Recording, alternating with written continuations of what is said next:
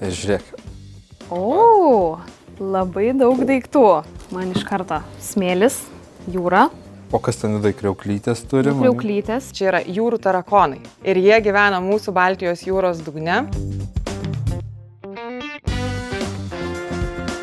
Turim smėlį, pajūrį, žiūronus. Pajūrys ir žiūronai. Kažką stebėti. Labai geras pastebėjimas, kad reikia stebėti. Kolegos, kurie vykdo tyrimus, nepamatys kokių nors ten labai svarbių ir reikšmingų objektų plikomis akimis, tai jie naudoja žiūronus, su kuriais gali ir kokį paukštį užfiksuoti, ir kokį lizdą su jaunikliais pamatyti.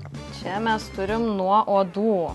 Nuo saulės. Tai reiškia, daug būna, ne? Grynam ore. Grynas oras, daug saulės, pajūrys. Taip, grynas oras, daug saulės, pajūrys. Bet iš tikrųjų tai vykstam mes karts nuo karto pasižiūrėti savo objektų, o kai nuvykstam pasižiūrėti savo objektų, tai oro sąlygos būna įvairios. Lietuvos raudonoji knyga, ne? Čia jeigu ne apie mūsų grupę, tai sakyčiau kažkas iš gamtos, žinai, stebėtojų. Bet lyg tokios pareigybės neturim. Gerai, dokumentas, ne? Nuotekų tvarkymo apskaitos ataskaita. Planai, brėžiniai. Yra kas nors pažymėta. Kai jau įvyksta poveikio aplinkai vertinimas, jame yra nustatoma, kokius tyrimus mes turime vykdyti, kad galėtumėm sekti aplinkos būklę. O sekti aplinkos būklę yra labai svarbu, nes tada mes žinom, ar mūsų poveikis, kurį mes numatėme, pavyzdžiui, poveikio aplinkai vertinimo metu, yra būtent toks, koks ir planuotas.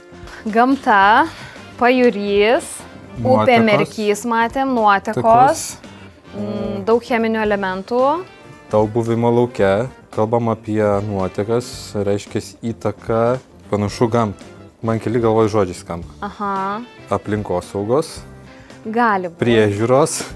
Nu taip, inžinierius. Va, turim pirmą variantą. Jo, gal inžinierius tai net Ne, aplinkosauga, žinok, nebus inžinierius. O yra beje aplinkosaugos inžinerija, tokia studijų kryptis egzistuoja. Aplinkos apsaugos specialistas. Tvirtinam. Tvirtinam. Nu, Aplinkos apsaugos specialistas. Šiaip mes esam Ignitis Renewables aplinkosaugos ir leidimų projektų vadovai, kurių pagrindinis darbas matyti yra išversti gana sudėtingą ir kartais gana klampę aplinkosauginę visą kalbą į tokią, kurią suprastumėm visi ir kad aplinkos ir verslo interesai atrastų balansą įgyvendinant projektus.